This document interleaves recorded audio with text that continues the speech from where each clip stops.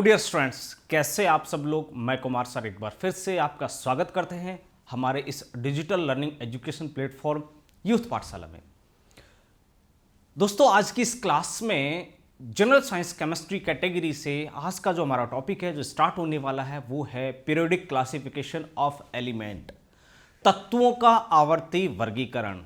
आपको यहाँ बता दें कि इस टॉपिक में हम पढ़ने वाले हैं तत्वों के वर्गीकरण के विभिन्न वैज्ञानिक मत, डोब्रेनेर का सिद्धांत, न्यूलैंड का स्टक नियम, मेंडलीफ का नियम और आपका हेनरी मोजले का आधुनिक आवर्त नियम के बारे में हम पढ़ने वाले हैं। साथ ही साथ इसमें हम पढ़ेंगे आवर्त सारणी के बारे में, काफ़ी डिटेल्ड हम चर्चा करने वाले हैं। पूरे 118 तत्वों पे यहाँ इस क्लास में चर्चा होगी, डिस्कशन होगा। और इस आवर्त सारणी वाले टॉपिक में जो एग्जाम्स में जो क्वेश्चन पूछे जाते हैं, खासकर आपको दो चीज़ों में काफ़ी दिक्कत आती है। एक तो उसका इलेक्ट्रॉनिक कॉन्फ़िगरेशन, इलेक्ट्रॉनिक विन्यास आप उसका कैसे ज्ञात करेंगे। किसी भी परमाणु की कक्षा में इलेक्ट्रॉन के भरने का जो अरेंजमेंट होता है, व्यवस्था जो होती है, उसको आप कैसे भरेंगे।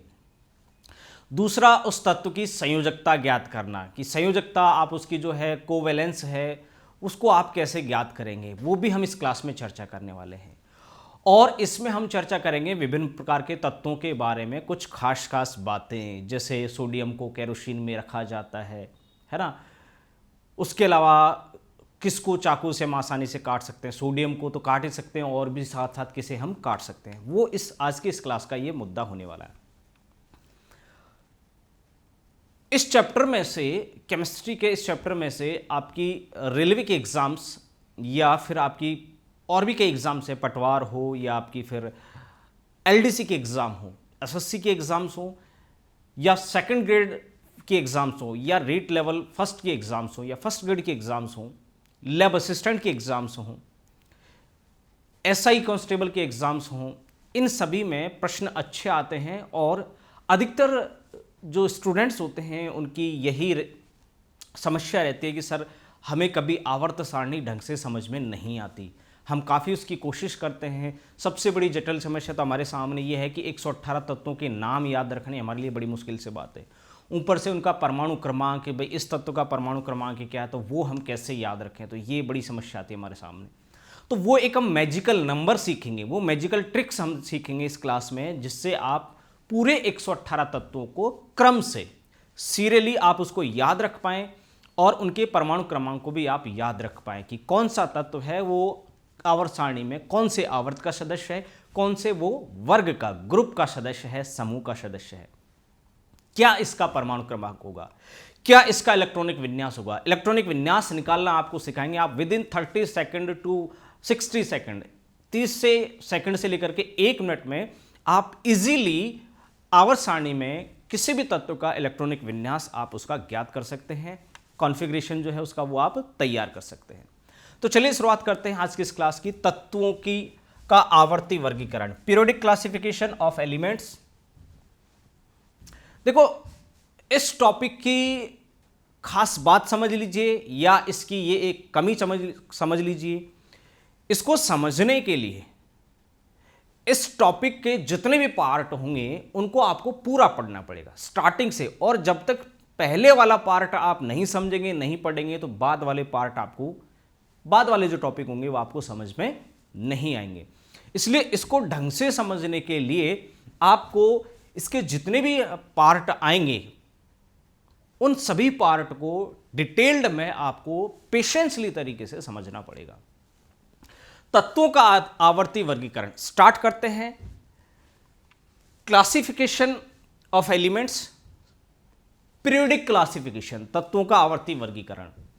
तत्वों का आवर्ती वर्गीकरण क्या होता है और आवर्ती वर्गीकरण के क्या क्या नियम हैं, किस तरीके से तत्वों को क्लासीफाई किया जाता है, एलिमेंट्स जो होते हैं उनको हम क्लासीफाई किस तरीके से करते हैं। इसमें हम आवर्ती वर्गीकरण के 4 नियम पढ़ने वाले हैं। जैसा कि आप जानते हैं आवर्त सारणी में कुल 118 तत्व हैं। कितने हैं? 118 तत्व। वर्तमान जो आधुनिक आवर्त सारणी है, कौन सी? आधुनिक आवर्त सारणी। वो आधुनिक आवर्त सारणी में मॉडर्न पीरियोडिक जो टेबल है उसमें 118 तत्व हैं। कितने हैं? 118 तत्व हैं। और इस आधुनिक आवर्त सारणी को बनाया था हेनरी मोजले ने। किसने? हेनरी मोजले ने बनाया था 1913 में। 1913 में हेनरी मोजले के द्वारा आवर्त सारणी बनाई जाती है। वैसे आवर्त सारणी का जनक जो है वो दिमित्री मेंडलीफ को कहा जाता है। दिमित्री मेंडलीफ, इनको आवर्त सारणी का जनक कहा जाता है या आवर्त सारणी का इन्वेंटर कहा जाता है। दिमित्री मेंडलीफ ने ही सबसे पहले आवर्त सारणी बनाई।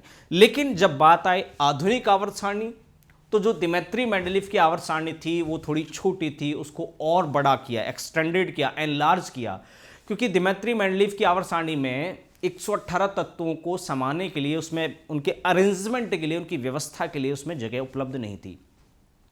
तो मोजले ने क्या किया, उसी आवर्त सारणी को, उसको नकारा नहीं, नेग्लेक्ट नहीं किया, उसको अपडेट किया। जैसे हम बोलते हैं ना कि हमारा ये लेटेस्ट अपडेटेड वर्जन आया है। तो ये आधुनिक आवर्त सारणी, मॉडर्न जो आपकी पीरियोडिक टेबल है, ये जो आपकी सबसे पहले वाली जो आवर्त सारणी है मेंडलीफ की, दिमित्री मेंडलीफ की, उसका ये अपडेटेड वर्जन है। अपडेटेड वर्जन कहेंगे आप इसे, लेटेस्ट वर्जन कह सकते हैं, या मॉडर्न इसका स्ट्रक्चर है ये, ठीक है। तो हेनरी मोजले की जो आधुनिक आवर्त सारणी है उसमें 118, अभी तक जो खोजे गए तत्व हैं 118 तत्वों को जगह दी गई है। अब इन 118 तत्वों का आप क्लासिफिकेशन के भी किस तत्व को किस आवर्त में रखना है। पहली बात तो आवर्त क्या होते हैं, वर्ग या समूह क्या होते हैं, इनको किस आवर्त में रखा गया है और किस वर्ग में इनको रखा जाएगा, यह हमारे लिए समझने वाली बात है, ठीक है। और यह एक ऐसा टॉपिक है जो मैक्सिमम स्टूडेंट को यह प्रॉब्लम क्रिएट करता है, क्योंकि समस्या आती है कि जो साइंस बैकग्राउंड के स्टूडेंट नहीं है खासकर, उनके सामने इसको समझने में काफी दिक्कत आती है। लेकिन मेरा आपसे वादा है, अगर आप इस टॉपिक के सारे पार्ट को पूरा सीरियसली तरीके से, आप इसको एक अच्छे ढंग से, पेशेंसली तरीके से पढ़ेंगे और समझना चाहेंगे, तो ये इस क्लास के बाद आप इसे कभी नहीं भूलोगे। इस क्लास के बाद आप इसे कभी नहीं भूलने वाले, और इसके बाद आपको कभी भी लाइफ टाइम इस आवर्त सारणी को ना तो पढ़ने की, ना याद करने की, ना रटने की जरूरत नहीं पड़ेगी। लेकिन इतना सा आपसे इंसिस्ट है कि आप इसे पूरा देखें, पूरा पढ़ें, है ना। चलिए, तत्वों का आवर्ती वर्गीकरण। तो बात हो रही थी कि जो 118 तत्व हैं इनको हम पीरियोडिकली कैसे क्लासीफाई करेंगे, कैसे हम इनको वर्गीकृत करेंगे। वर्गीकृत करने के लिए कुछ हमारे 2, 3, 4 हमारे जो इसके वर्गीकरण के सिद्धांत हैं उनके बारे में चर्चा की जाएगी। तो 118 तत्व हैं, उनमें से आपके लगभग 98 जो तत्व हैं वो आपके प्राकृतिक हैं, और बाकी के जो 20 तत्व हैं वो कृत्रिम है। फिर उनमें आपके धातुएं भी शामिल होती हैं, अधातुएं भी होती हैं, और आपके उपधातुएं भी होती हैं। मेटल, नॉन मेटल और मेटलॉइड्स होती हैं, ठीक है। तो मेटल, नॉन मेटल और मेटलॉइड्स में जब हम चर्चा करते हैं कि कौन सी धातुएं हैं, कौन सी आपकी उपधातुएं हैं, कौन से अधातुएं हैं, इनको कहाँ रखा गया। धातुओं में भी फिर आपके मृदा संक्रमण धातु, अर्थ ट्रांजिशनल मेटल, अर्थ रेयर मेटल, मृदा विरल मृदा तत्व जो होते हैं, आपके एलिमेंट्स जो होते हैं, आपके संक्रमण जो तत्व होते हैं, उन पे चर्चा की जाएगी, ठीक है। तो इनको क्लासीफाई किया जाता है इनके गुणों के आधार पे तो किया ही जाता है, साथ ही साथ उनका जो परमाणु क्रमांक होता है, एटॉमिक जो नंबर होता है, उसके आधार पे आधुनिक आवर्त सारणी में उनको जगह दी गई। इससे पहले वाली आवर्त सारणी में उसको इस आधार पे जगह नहीं दी, वेटेज नहीं दिया, ठीक है। तो यहां हम बात करें जो हमारा आवर्त सारणी है, इस आवर्त सारणी का सबसे पहला तत्वों का वर्गीकरण, टॉपिक का नाम ही हमारा तत्वों का आवर्ती वर्गीकरण, मतलब उसका आवर्त सारणी के माध्यम से जो आवर्त नियम होता है, तत्वों का आवर्ती फलन नियम होता है, उसके आधार पे हम उनका क्लासिफिकेशन करें। तो तत्वों का आवर्ती वर्गीकरण को सबसे पहले किया था हमारा J.W. डॉबरेनर ने। ये एक जर्मन रसायनज्ञ थे, जर्मनी के ये केमिस्ट्री के वैज्ञानिक थे, है ना। तो ये जर्मन रसायन विशेषज्ञ थे, और सबसे पहले तत्वों का वर्गीकरण इन्होंने ही किया था, J.W. डॉबरेनर ने, सन 1817 में। वैसे ज्यादातर सन नहीं आती है, ईयर नहीं पूछा जाता है, लेकिन कभी कभार पूछ लिया जाता है किसी विशेष एग्जाम्स में, बड़े लेवल के एग्जाम्स में, तो ये सन है इसका 1817, ठीक है। सन 1817 में सबसे पहले तत्वों का वर्गीकरण शुरू हुआ जर्मन वैज्ञानिक डॉबरेनर के द्वारा। इसका नाम कोई डॉबरीनर बोल लेता है, कोई डॉबेनर बोल लेता है ना, डॉबेनर कह देते हैं। कई बुक्स में आपको कई जगह डॉबेनर देखने को मिलेगा। कोई इसको डॉबरीनर कह रहा है, कोई डॉबे राइनर कह रहा है ना, डॉबे राइनर कह रहा है। तो एक ही बात है, वो इंग्लिश का ट्रांसलेशन का उच्चारण का कुछ चक्कर पड़ता रहता है। तो JW डॉबरीनर ने, या आप उसे डॉबराइनर कह लीजिए, उसने 1817 में, जो कि एक जर्मन रसायनज्ञ थे, सबसे पहले ने उन तत्वों का वर्गीकरण शुरू किया। लेकिन इनके समय तत्व 118 नहीं थे, बहुत सारे तत्वों की खोज, तब तो खोज शुरू हुई थी। तो कुछ जो तत्व, तो इन्होंने क्या किया, जो JW डॉबरीनर हैं, डॉबरीनर ने, इन्होंने क्या किया, तत्वों के वर्गीकरण का एक नियम दिया, जिसे हम त्रिक नियम के नाम से जानते हैं। किस नियम से जानते हैं? उसे हम त्रिक नियम के नाम से जानते हैं, ट्रायड लॉ। इसको इंग्लिश में हम ट्रायड लॉ कहते हैं, या ट्रिपलेट लॉ, है ना, ट्रिपलेट लॉ। तो डॉबरीनर का त्रिक नियम, डॉबरीनर के त्रिक नियम के अनुसार तत्वों का वर्गीकरण, क्लासिफिकेशन शुरू हुआ। और जब तत्वों का क्लासिफिकेशन शुरू हुआ, तो यहां से एक जो चीज निकल करके आती है, वो आती है त्रिक नियम। और डॉबरीनर ने जो त्रिक नियम दिया, ये त्रिक नियम है क्या?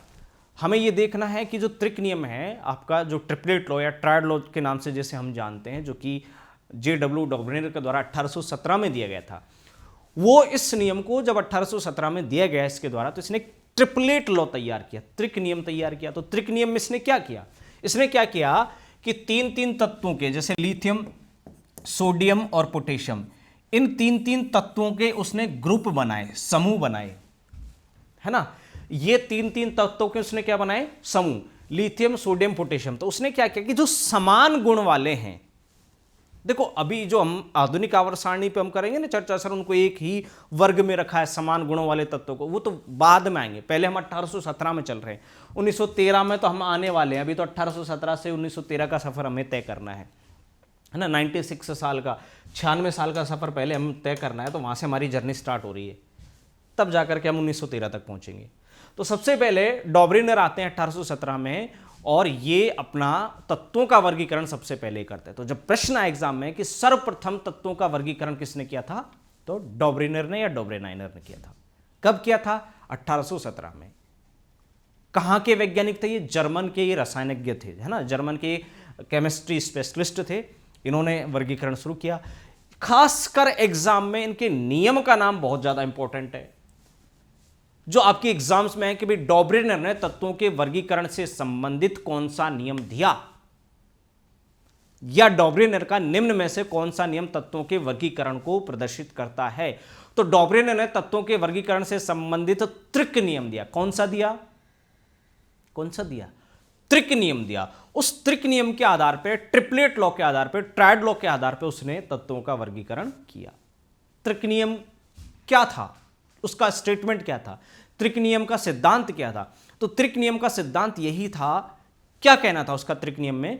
तो जो त्रिक नियम बनाया उसने, ट्रिपलेट लॉ, उसमें क्या बात थी? वो यही बात थी कि समान गुण वाले जो तत्व हैं उनके उसने तीन तीन समान, अब समान गुण वाले तो कई तत्व हो सकते हैं, लेकिन उसने क्या किया कि समान गुण वाले तत्वों के तीन तीन तत्वों के समूह बनाए, ग्रुप बनाए। समान गुण वाले तत्व तीन से ज्यादा भी हो सकते हैं, लेकिन उसे, अब जब चूंकि उसने नाम ही उसका ट्रिपलेट लॉ रख दिया, त्रिक नियम, तो भैया तीन से ज्यादा हम एक ग्रुप में नहीं रखेंगे, क्योंकि हमने इसका नाम त्रिक नियम रख दिया। अब रख दिया तो तीन ही रखेंगे, चाहे समान गुण है इनके जैसे ही, तो भैया उसको हम दूसरा ग्रुप बनाएंगे, उसका दूसरे ग्रुप में रखेंगे। तो इन्होंने समान ग्रुप वाले, समान गुण धर्म वाले, सेम जो प्रॉपर्टीज है, सेम केमिकल प्रॉपर्टीज है, या सेम आपकी जो भी फिजिकल प्रॉपर्टीज है, समान गुण धर्म वाले तत्वों का तीन तीन तत्वों के क्या बनाए? समूह, ग्रुप बनाए। तो जब एग्जाम में प्रश्न किया जाए कि जो ट्रिपलेट नियम था डॉबरीनर का, उसके तत्वों का वर्गीकरण के लिए उसने जो ग्रुप बनाया, उनका आधार क्या था, बेस क्या था? तो उसका बेस था समान गुणों वाले तत्वों का ग्रुप बनाना। डॉबरीनर का जो त्रिक नियम था, उसका बेस जो था, आधार जो था, या जिस आधार पे उसने उनको विभाजित किया, तो वो आधार पे विभाजित किया गुणों के आधार पे, या आप ये भी कह सकते हैं कि उनके परमाणु द्रव्यमान के आधार पर। तो इन्होंने तीन तीन समान गुणधर्म वाले तत्वों के क्या बनाए? समूह बनाए। इसीलिए इनको हम ट्रिपलेट नियम के नाम से जानते हैं। और इसके ट्रिपलेट नियम की क्या खास बात है? इसका जो ट्रिपलेट नियम है उसकी खास बात क्या है कि पहले तत्व का परमाणु द्रव्यमान और तीसरे तत्व के परमाणु द्रव्यमान का जो माध्य होता है, औसत होता है, वो दूसरे तत्व के परमाणु के बराबर होता है। अर्थात इससे एक बात और आती है कि पहले तत्व के गुणधर्म और तीसरे तत्व के गुणधर्मों के बीच के जो गुणधर्म होंगे, मध्य के जो गुणधर्म होंगे, वो दूसरे वाले तत्व के गुणधर्म के जैसे होंगे। मतलब इसमें जो गुण है और इसमें जो गुण है, तो मान लीजिए इसमें अच्छे गुण कम है, इसमें ज्यादा अच्छे गुण है, तो इनके आप एवरेज वैल्यू निकाल लीजिए प्रॉपर्टी के गुणों की, भाई औसत गुण ये हो गए दोनों के, तो उनके गुणधर्म दूसरे तत्व के थे। या आप द्रव्यमान के आधार पे कह सकते हैं कि भाई परमाणु भार है ना, द्रव्यमान कह लीजिए की बात हो, परमाणु भार, एटॉमिक मास या एटॉमिक वेट। तो इसका जो परमाणु भार है, पहले तत्व का परमाणु भार और जो तीसरे तत्व का जो परमाणु भार है, इनका जो औसत आएगा, एवरेज वैल्यू जो प्राप्त होगी, वो इस दूसरे तत्व के परमाणु भार के क्या होगी? बराबर होगी। यही तो था डॉब्रेनेर का त्रिक नियम। आ गया समझ में? डॉब्रेनेर का त्रिक नियम तो सबसे पहले तत्वों का वर्गीकरण किसने किया? डॉब्रेनेर ने। कब? 1817 में। कौन थे ये? जर्मनी के रसायन शास्त्री थे। डॉब्रेनेर ने जो तत्वों के वर्गीकरण का सबसे पहला नियम दिया, उस नियम का क्या नाम था? त्रिक नियम। त्रिक नियम, जिसे हम और किस नाम से जानते हैं? ट्रिपलेट लॉ या ट्रायड लॉ के नाम से जानते हैं। डॉब्रेनेर ने तत्वों के वर्गीकरण के लिए जो त्रिक नियम दिया, उसमें उसने क्या किया? उसने ये किया कि उसने समान गुणधर्म वाले तीन तीन तत्वों के क्या बनाए? समूह बनाए, ग्रुप बनाए। उस ग्रुप की क्या खास बात थी? उस ग्रुप में जो तीन तत्व शामिल थे, उनकी क्या खासियत थी? क्या खास बात थी उन तीन तत्वों में? तो उन तीन तत्वों में जो खास बात थी वो ये थी कि उन तीन तत्वों में से जो पहला तत्व है उसका जो परमाणु भार होगा, एटॉमिक जो वेट होगा, और तीसरा जो तत्व है उसका जो परमाणु भार होगा, इनकी जब आप एवरेज वैल्यू निकालेंगे, औसत जो मान होगा, वो दूसरे तत्व के परमाणु भार के क्या होगा? बराबर। इसका मतलब पहले और तीसरे तत्व के परमाणु भार का औसत जो भार होता है, परमाणु भार, वो दूसरे तत्व के परमाणु भार के क्या होता है? बराबर होता है। ये इसका नियम था, ट्रिपलेट नियम। तो इसने ऐसे तीन तीन तत्वों के समूह बनाए। आइए देखते हैं कौन कौन से समूह, फिर उनको थोड़ा सा हम सॉल्व करके देखते हैं। सबसे पहले तत्वों का वर्गीकरण डॉब्रेनेर ने शुरू किया 1817 में, जो कि एक जर्मनी के रसायन शास्त्री थे। और डॉब्रेनेर ने जो इनके वर्गीकरण के लिए एक त्रिक सिद्धांत दिया, उस सिद्धांत की क्या खास बात थी? डॉब्रेनेर ने समान गुण धर्म वाले तत्वों के तीन समूह बनाए। कितने समूह बनाए? तीन। तीन ग्रुप बनाए उसने। कितने ग्रुप बनाए भाई? तीन ग्रुप बनाए। किसके बनाए? समान गुण वाले तत्वों के, है ना। समान गुण वाले तत्वों के उसने कितने ग्रुप बनाए? तीन ग्रुप बनाए कि भाई सेम सेम प्रॉपर्टी, एक जैसे गुण है, तो इनको आप इस ग्रुप में रख दीजिए। ये तीन तत्वों के गुण एक जैसे हैं, इनको आप इस ग्रुप में रख दीजिए। ये तीन तत्वों के गुण एक जैसे हैं, इनको आप इस ग्रुप में रख दीजिए। ठीक, बन गए, तीन ग्रुप बन गए। किसने बनाए? डॉब्रेनेर ने। तो उसने क्या किया कि तीन ग्रुप बनाए समान गुणों वाले तत्वों के, और फिर उनको बना करके ग्रुप बना के वर्गीकृत कर दिया। भाई ग्रुप एक में क्लासिफाई कर देना, भाई ग्रुप एक, ग्रुप दो, ग्रुप तीन। तो ग्रुप एक में ये तत्व हैं, इनके गुण कुछ इस तरीके के हैं। ग्रुप दो में ये तत्व हैं, इनके गुण कुछ इस तरीके के हैं। और ग्रुप तीन में ये तत्व हैं, इनके गुण कुछ इस टाइप के हैं, इस तरीके के हैं। तो ये तीन ग्रुप बनाए उन्होंने, और इन तीन ग्रुपों के आधार पर उसने अपना एक नियम दिया। उस नियम का नाम होता है त्रिक नियम। क्या नाम होता है? त्रिक नियम, जिसे हम त्रिक सिद्धांत, ट्रिपलेट लॉ या ट्रायड लॉ के नाम से जानते हैं। तो ये त्रिक सिद्धांत दिया। त्रिक सिद्धांत को बनाने के लिए उन्होंने क्या चीज को शामिल किया? तत्वों के समान गुण। समान गुणों के आधार पर उसने कितने समूह बनाए? तीन समूह बनाए। कितने समूह बनाए? तीन समूह बनाए। तो समान गुण वाले तत्वों के तीन समूह ग्रुप बना करके, और उसने अपना वर्गीकरण से संबंधित एक त्रिक सिद्धांत या त्रिक नियम दिया। ठीक है, यहां तक क्लियर है आपके? चलिए आगे बढ़ते हैं। तो सिद्धांत क्या था? डॉब्रेनेर के त्रिक सिद्धांत के अनुसार, डॉब्रेनेर का त्रिक सिद्धांत क्या कहता है कि उसने बताया, डॉब्रेनेर के त्रिक सिद्धांत के अनुसार, जब तत्वों को उनके बढ़ते परमाणु द्रव्यमान के क्रम में व्यवस्थित करते हैं, मतलब जो तत्व हैं उनको जो हमने ग्रुप बनाए हैं, इन ग्रुप में हमने रखा है, तो उनके ग्रुप में सबसे पहले जो तत्व होगा उस ग्रुप का, उसका परमाणु भार या द्रव्यमान कम होगा, दूसरे वाले का उससे ज्यादा होगा, तीसरे वाले का कुछ भी हो सकता है। तो उसने बताया कि जो हम तत्वों को उनके परमाणु द्रव्यमान के बढ़ते हुए क्रम में व्यवस्थित करते हैं तो उनके बीच के परमाणु का जो द्रव्यमान होता है, उनके बीच वाले का परमाणु मतलब दूसरे तत्व का जो परमाणु द्रव्यमान है वो पहले और तीसरे तत्व के परमाणु द्रव्यमान के औसत द्रव्यमान के क्या होता है, बराबर। और उसके गुण भी पहले और तीसरे तत्व के गुणों के मध्यवर्ती होते हैं, मतलब उनके बीच के गुण, मतलब उस दूसरे तत्व में गुण कुछ पहले तत्व के जैसे होंगे, तीसरे तत्व के जैसे भी होंगे। इसको आप इस डायग्राम से बेहतरीन तरीके से समझ सकते हैं। ये जो डॉबरिनर का त्रिक सिद्धांत है, नियम है, उसकी जो बात है वो इससे समझ सकते हैं। ये डॉबरिनर के त्रिक हैं, तो ये त्रिक याद कर लेना, है ना। ये डॉबरिनर के जो त्रिक हैं, इन त्रिक को आप याद कर लेना। ये एग्जाम्स में पूछ लिया जाता है कि निम्न में से कौन सा डॉबरिनर का त्रिक नहीं है, इनमें से कौन सा ट्रिपलेट नहीं है। तो जैसे आपको ये नाम दे देगा 4 LINA K, है ना, और दे दिया आपको कुछ और दे दिया, कुछ और नाम दे दिया ना, जैसे मान लीजिए नाइट्रोजन ही दे दिया, तो ये क्या डॉबरिनर का त्रिक है या नहीं है। आर्सेनिक दे दिया, तो ये त्रिक है या नहीं है। तो 3 तो हमारे त्रिक हैं, ट्रिपलेट हैं, ये हमारा नहीं है।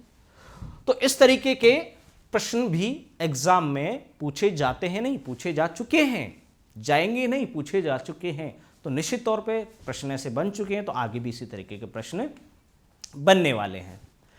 ये डॉबरिनर का त्रिक है। तो उसने क्या किया, डॉबरिनर ने समान गुणों वाले तत्वों के ग्रुप बनाए, समूह बनाए, और कितने समूह बनाए, 3। तो एक समूह तो आपका ये रहा भाई, ठीक है, दूसरा समूह ये रहा, दूसरा ग्रुप ये रहा, और तीसरा ग्रुप ये रहा। 3 ग्रुप बनाए, ठीक। अब उसने 3 ग्रुप जो बनाए, तो उसका जो त्रिक, जो नियम दिया था, उसने त्रिक सिद्धांत दिया था, उस त्रिक सिद्धांत का स्टेटमेंट, कथन क्या था।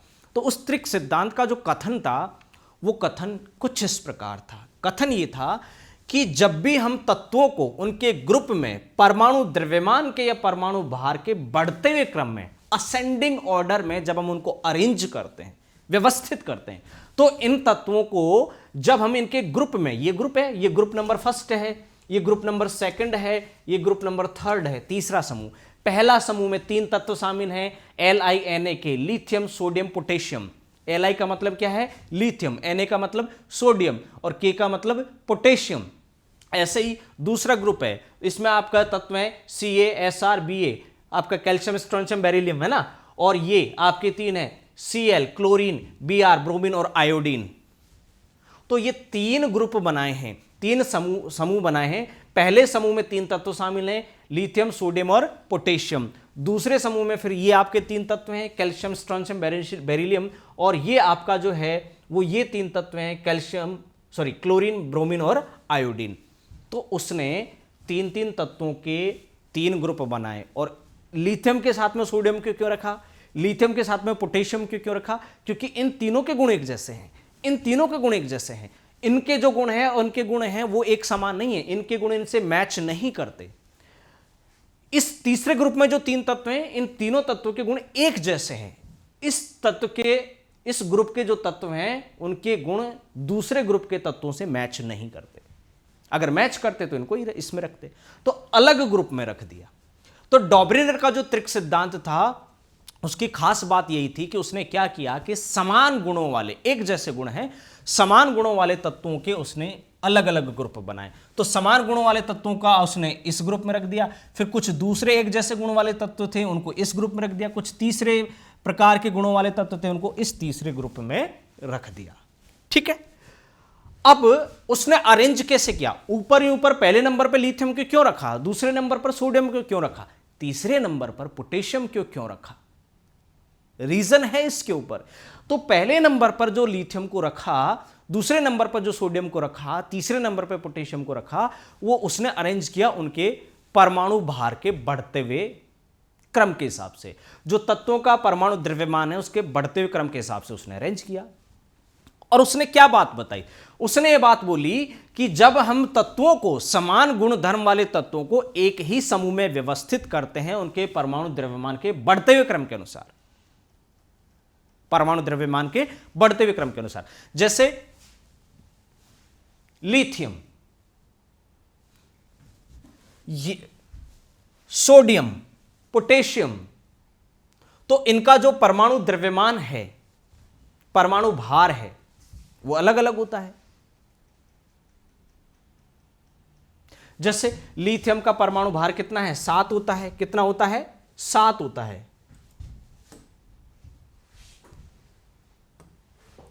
तो लिथियम का जो परमाणु द्रव्यमान है या भार है वो होता है 7। कितना होता है? 7 होता है।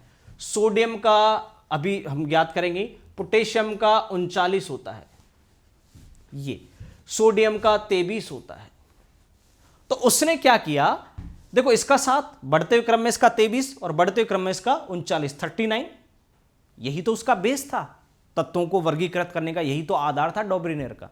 उसने बोला कि मैं एक जैसे गुण वाले तत्वों को एक ग्रुप में रख दिया। ठीक है भाई, एक जैसे ये 3 तत्व हैं, आप इस ग्रुप में चले जाइए। लेकिन रुको रुको, सबसे आगे ये बैठेगा, लिथियम बैठेगा, दूसरे नंबर पर सोडियम बैठेगा, तीसरे नंबर पे पीछे कौन बैठेगा? पोटेशियम बैठेगा। तो पोटेशियम नाराज भाई कि नहीं डॉब्रेनर सर, मैं पीछे क्यों बैठूं, इसको आगे क्यों बिठा रहे हो आप लिथियम को?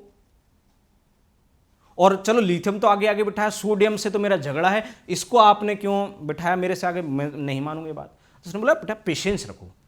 पोटेशियम से बोला आप धैर्य रखो, पेशेंस रखो, मैंने जो रखा है ना तुम्हें बिठाने का, अरेंजमेंट का जो तरीका अपनाया है, वो तुम्हारा परमाणु भार रखा है या परमाणु द्रव्यमान। जिसका परमाणु भार कम है, जो बेचारा छोटा सा है, दुबला पतला है, उसको लाइन में सबसे पहले क्रम में, उससे ज्यादा जिसका होगा वो दूसरे नंबर पे बैठेगा, इससे ज्यादा जो होगा वो तीसरे नंबर पे बैठेगा। ऐसा नहीं होगा कि इसका आपसे कम है तो मैं इसको आगे आगे बिठा दूं या आपके पीछे बिठा दूं। एक तरीका है भैया, सिस्टम है, उस सिस्टम के हिसाब से मैंने आपको अरेंज किया है लिथियम, सोडियम और पोटेशियम को। तो उसके सीक्वेंस के हिसाब से हमने उसको अरेंज किया है। तो डॉब्रेनर ने यही काम किया, उसने 2-3 तरीके अपनाए तत्वों को वर्गीकृत करने का। पहला तरीका तो उसने क्या रखा? क्राइटेरिया, गुणधर्म। भैया सेम प्रॉपर्टी वाले होने चाहिए, समान गुण वाले इस ग्रुप में आ जाओ, दूसरे समान गुण वाले इस ग्रुप में आ जाओ, और कुछ समान गुण वाले इस तीसरे ग्रुप में आ जाओ। लेकिन ऐसे नहीं आ जाओ मैं रखूंगा कौन पहले ग्रुप में रखा जाएगा, कौन दूसरे में, कौन तीसरे में। ये डॉब्रेनर ने कहा। तो पहला उसका क्राइटेरिया था तत्वों को वर्गीकृत करने का, समान गुणधर्म। क्या भैया? समान गुणधर्म, सेम प्रॉपर्टीज। सेम प्रॉपर्टी उसका बेस था क्लासिफाई करने का। ठीक है, पहली बात होगी। दूसरा उसने क्रम रखा परमाणु द्रव्यमान। परमाणु द्रव्यमान या भार का बढ़ता हुआ क्रम, परमाणु द्रव्यमान या भार का बढ़ता हुआ क्रम, असेंडिंग ऑर्डर। तो परमाणु द्रव्यमान या भार के बढ़ते हुए क्रम के आधार पे उसने उनको अरेंज किया। चलो ठीक है, तुम तीनों ही इस पहले ग्रुप में आओगे, लेकिन सबसे पहले कौन बैठेगा, पीछे वाली सीट पे कौन बैठेगा, और तीसरी वाली पीछे वाली सीट पे कौन बैठेगा, उसका तरीका है। तो उसने रखा परमाणु भार के बढ़ते हुए क्रम के आधार पे। तो उसने भैया लिथियम का 7 है तो तुम सबसे पहले आगे वाली बेंच पे बैठोगे, सोडियम का तुम्हारा 23 है तो तुम लिथियम के पीछे वाली बेंच पे बैठोगे, पोटेशियम तुम्हारा भाई 39 है तो तुम सोडियम के पीछे वाली बेंच पे बैठोगे। तो जो आदमी छोटा है, परमाणु भार है, बेचारा छोटा है, उसको आगे बिठाओ, और जो बड़ा ही बड़ा है, जिसका परमाणु द्रव्यमान ज्यादा है, परमाणु भार ज्यादा, उसको पीछे पीछे बिठाओ। नहीं, बड़े आदमी को आप आगे आगे बिठा दोगे, पीछे को छोटे को दिखाओगे तो उसको आगे कुछ दिखेगा ही नहीं, है ना। तो ये उसने 2 चीजें मुख्य बात याद रखी कि एक तो एक जैसे गुण वालों को एक ही ग्रुप में रखा जाएगा, दूसरा एक ही ग्रुप में तो रख दिया, लेकिन उनको हम कैसे रखेंगे, कौन सबसे पहले आएगा, कौन बाद में आएगा, कौन ऊपर होगा, कौन उससे नीचे होगा। तो उसका आधार था भाई परमाणु द्रव्यमान या परमाणु भार का बढ़ता हुआ क्रम, उसका असेंडिंग ऑर्डर, उसके आधार पर व्यवस्थित किया। ठीक है, व्यवस्थित कर दिया।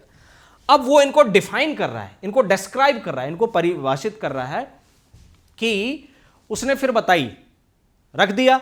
अब मेरी बात सुन लो, मैंने तुमको तीनों को एक ग्रुप में रख दिया क्योंकि तुम तीनों में के गुण एक जैसे थे। ऐसे उसने इसके साथ में किया, कैल्शियम, स्ट्रोंशियम, बेरिलियम के साथ में। ऐसे उसने क्लोरीन, ब्रोमीन और आयोडीन के साथ में किया। जो तरीका इनको वर्गीकृत करने का अपनाया ग्रुप 1 में रखने के तत्वों का, वही तरीका उसने ग्रुप 2 के तत्वों को अरेंज करने के लिए अपनाया, वही तरीका उसने ग्रुप 3 को अरेंज करने के लिए अपनाया। अब जब तीनों को ग्रुप उसने बना दिए, 3-3 तत्वों के 3 समूह बना दिए, तो 3 समूह बनाने पर उसने फिर एक बात, निष्कर्ष निकाला, कंक्लूजन तैयार किया, निचोड़ तैयार किया।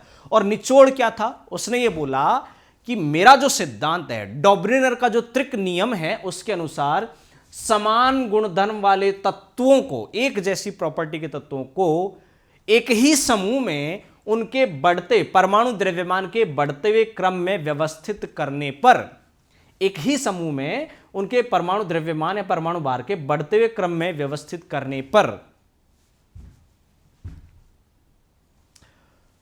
उसके दूसरे तत्व का परमाणु द्रव्यमान पहले और तीसरे तत्व के परमाणु द्रव्यमान के औसत द्रव्यमान के क्या होता है? बराबर होता है। क्या बोल रहा है वो? कि पहले तत्व का परमाणु द्रव्यमान, देखो ये आ गया एग्जांपल, तो उसने बोला ये इसके आधार पे कि जब हम उन तत्वों को, समान गुणधर्म वाले तत्वों को एक ही समूह में उनके परमाणु द्रव्यमान के बढ़ते हुए क्रम में व्यवस्थित करें, तो देखो परमाणु भार जो है लिथियम का वो क्या है? 7 है। सोडियम का कितना है? 23 है। पोटेशियम का कितना है? 39 है। ठीक है, जबकि परमाणु संख्या अलग अलग होती है, परमाणु क्रमांक अलग अलग होता है, 3, 11, 19। ठीक है, तो उसने ये बोला कि जब हम इनको इस तरीके से अरेंज करते हैं तो पहले तत्व का परमाणु भार ये और तीसरे तत्व का परमाणु भार ये, तो दूसरा जो तत्व है सोडियम, कौन सा है? सोडियम। इस सोडियम का जो परमाणु द्रव्यमान या भार होगा,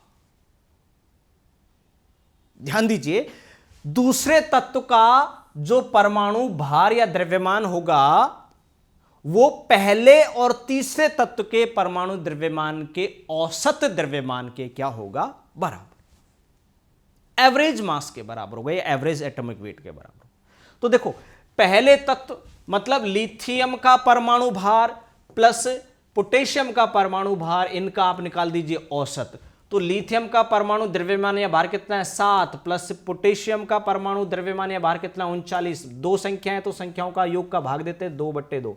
कितना आ गया हमारे पास में? 39 और 7 46, 46/2 कितना आ गया?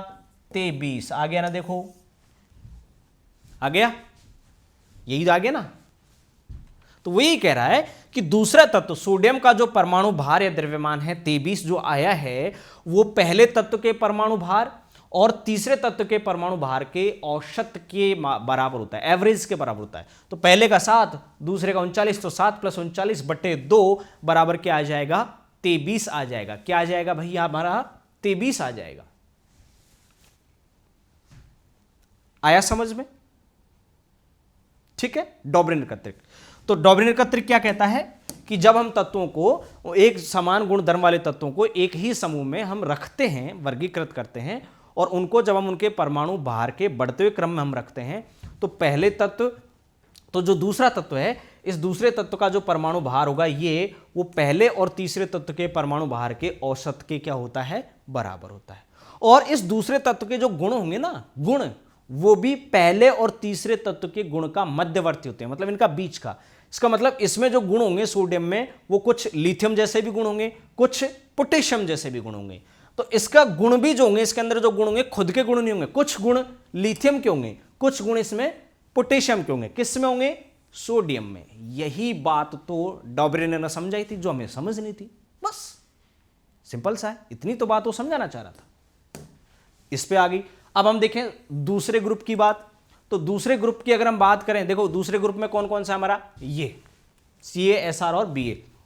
तो हम देखें इसका जो आपका परमाणु भार है, लीजिए तत्व कैल्शियम, कैल्शियम का परमाणु भार 40, स्ट्रोंशियम का परमाणु भार है 88, और ये आपका बेरिलियम का परमाणु भार जो है बेरियम का, वो 137 है। अब हमारा स्ट्रोंशियम वाले का 188 आना चाहिए। देखो क्या है त्रिक के अनुसार, पहले तत्व का परमाणु भार प्लस तीसरे तत्व का परमाणु भार और इनका औसत 2, कितना आ गया? 177/2। 177/2 तो डिवाइड कर लीजिए, 2 8 16, ठीक है, 2 8 16, बच्चा एक हो गया 17, फिर से 2 8 16, बचा 1, है ना, लगा दी 0, 88.5 आ रहा है, 88.5 आ रहा है ना, तो लगभग ये मान होगा आपका 88 होगा, 88 होगा। तो 88.5 वैल्यू आ रही है, इसका मतलब औसत जो परमाणु भार आ रहा है किसका, स्ट्रोंशियम का, वो 88.5 आ रहा है, जिसको हम लगभग 88 लिखेंगे, इसके बराबर लिखेंगे, इसका बीच का लिखेंगे, मध्यवर्ती। आ गया, यही तो था डॉबरिनर का तत्व। डॉबरिनर ने जो तीसरा समूह बनाया, तीसरा जो ग्रुप बनाया, उसका हम देखें। तीसरे ग्रुप में उसने 3 सदस्य रखे, क्लोरीन, ब्रोमीन और आयोडीन।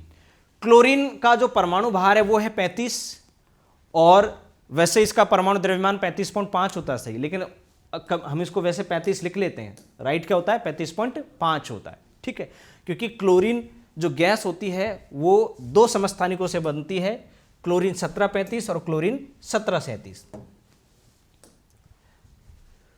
तो क्लोरीन का परमाणु भार 35 या 35.5 और ब्रोमीन का आ रहा है 80, वो कैसे आएगा, और आयोडीन का कितना है 127। डॉबरिनर के हिसाब से जो आपका 35 है, ये देखो, तो आपको ब्रोमीन का निकालना है, किसका निकालना है, ब्रोमीन का ज्ञात करना है, इसका ज्ञात करना है ना, ब्रोमीन का, तो ब्रोमीन का ज्ञात करना है क्लोरीन का परमाणु द्रव्यमान या भार प्लस आयोडीन का परमाणु द्रव्यमान बटे 2। क्लोरीन का कितना 35 प्लस 127 बटे 2, कितना आ जाएगा 120 और 30 150 और 162, 162 बटे 2 बराबर 81। तो लगभग मान कितना आ रहा है 80 आ रहा है ना, लगभग मान कितना आ रहा है 80 आ रहा है। तो आगे ना देखो ब्रोमीन का, तो वो यही तो बात समझाना चाह रहे थे डॉबरिनर यही कहना चाह रहे थे कि जब हम तत्वों को, एक समान गुण वाले तत्वों को एक ही ग्रुप में रखते हैं, तो एक ही ग्रुप में रखने पर हम उनके परमाणु बाहर के बढ़ते हुए क्रम में अरेंज करते हैं, और बढ़ते हुए क्रम में मतलब सबसे पहले कम वाला, फिर दूसरे नंबर पर ज़्यादा वाला, फिर तीसरे नंबर पर और भी ज़्यादा वाला। तो जैसे क्लोरीन है, तो क्लोरीन का तो आपको मालूम है कि परमाणु बाहर कितना है 35 है, तो सबसे पहले इसी को रखा जाएगा। उससे ज़्यादा किसका है ब्रोमीन का, तो दूसरे नंबर पे उसे रखा जाएगा। उससे ज़्यादा किसका है आयोडीन का, तो तीसरे नंबर पे इसे रखा जाएगा।